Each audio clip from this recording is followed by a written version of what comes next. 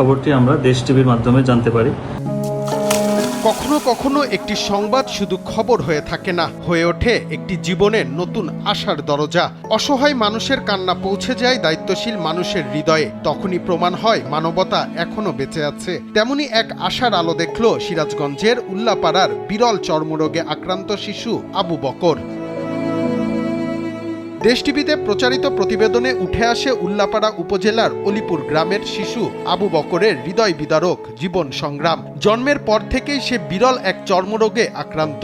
রোদ বা সামান্য গরম লাগলেই শরীরের চামড়া উঠে যায়, শুরু হয় অসহনীয় জ্বালাপোড়া। যন্ত্রণা কিছুটা কমাতে দিনের বেশিরভাগ সময় তাকে পানিতে থাকতে হয়। ব্যয়বহুল চিকিৎসার সামর্থ্য না থাকায় দীর্ঘদিন ধরে মানবেতর জীবন কাটাচ্ছিল শিশুটি। দেশ টিভির সিরাজগঞ্জ জেলার উল্লাপাড়ার প্রতিনিধি মোহাম্মদ মইনুল হোসাইনের প্রতিবেদনে বিষয়টি প্রকাশের পর তার সমাজসেবা অধিদপ্তরের পরিচালকের নজরে আসে। এরপরই আবু বকরের চিকিৎসার সম্পূর্ণ দায়িত্ব নেওয়ার সিদ্ধান্ত নেয় অধিদপ্তর।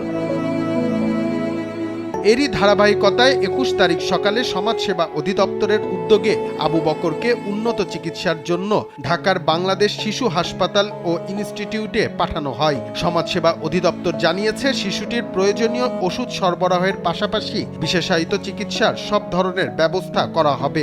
একটি শিশু, তিনি জন্ম থেকেই বিরল একটি রোগে আক্রান্ত ছিলেন, চর্মরোগে। এই খবরটি আমরা দেশ টিভির মাধ্যমে জানতে পারি।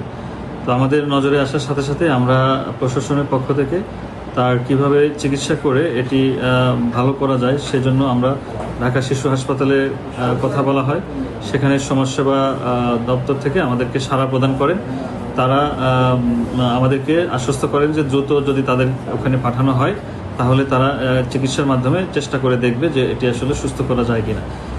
সেই লক্ষ্যে আমরা আজকে সকালে শিশুটিকে আমাদের উপজেলা প্রশাসন এবং উপজেলা সমাজসেবা কার্যালয়ের তত্ত্বাবধানে আমরা তাদেরকে ঢাকায় শিশু হাসপাতালে পাঠিয়েছি এবং তারা চিকিৎসা নিয়ে আজকেই ফেরত আসার কথা। এবং আমরা অত্যন্ত আশাবাদী যে এই শিশুটি চিকিৎসা নিয়ে হয়তো স্বাভাবিক আরও 10টি শিশুর মতো স্বাভাবিক জীবনে ফিরে আসবে।